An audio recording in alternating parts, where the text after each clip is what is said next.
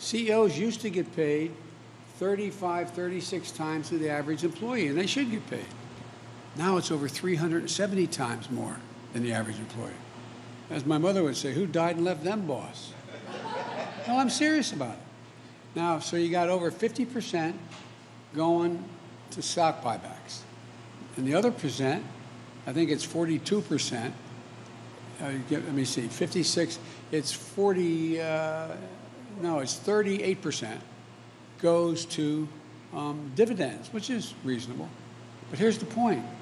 After all is said and done, that leaves 8% of that $1 trillion for research and development, salaries, new product, new enterprises, new initiatives, 8%. I come from the corporate capital of the world.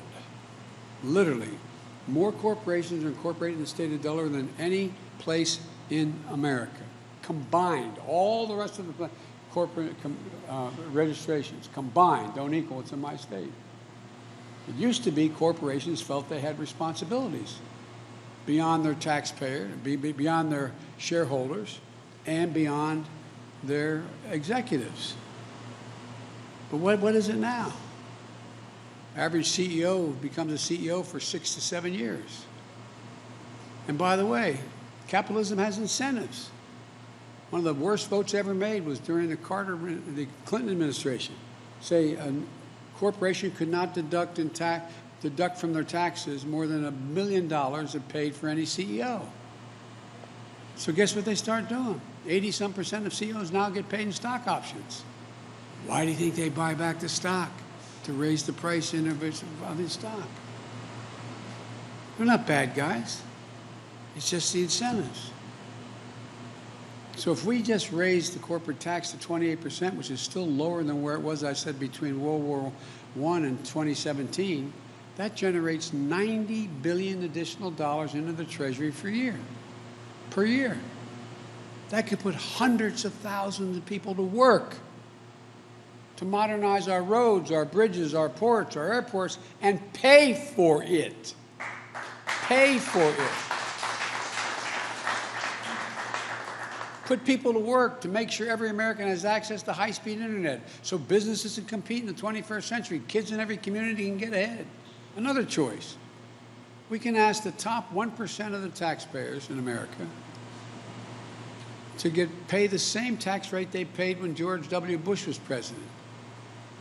You know how much that would generate?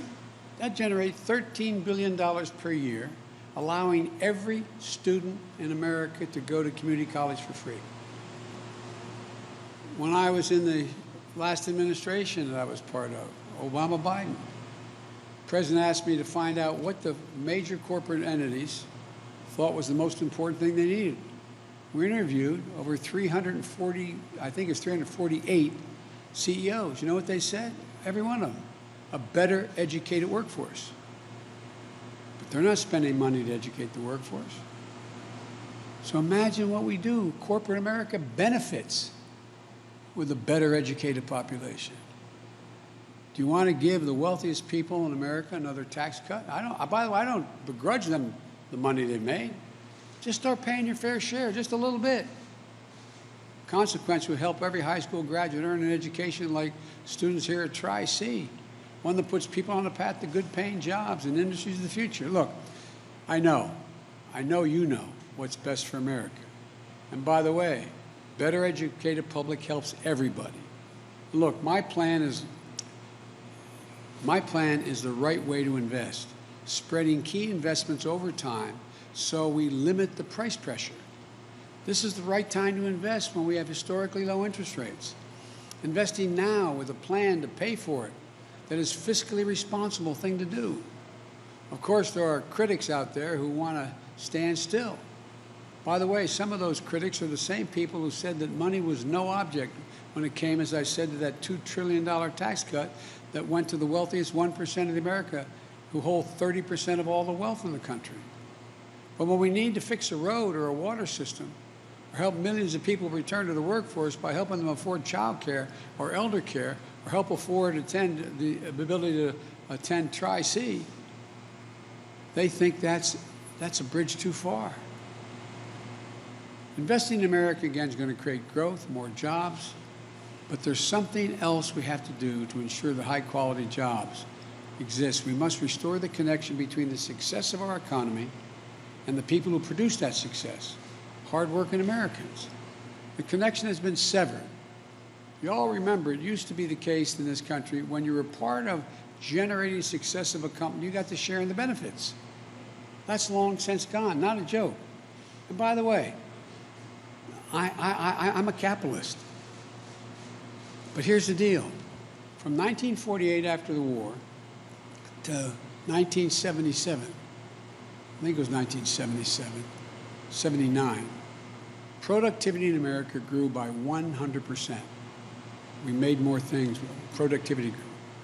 You know what the workers' pay grew? By 100%. Since 1979, all that changed. Productivity has grown 4 times faster than pay has grown. The basic bargain in this country has been broken. If you work hard and contribute to the success of enterprise, you get to share in success. That's not the case anymore. So you can carve out your place in the middle class. That's how it happens.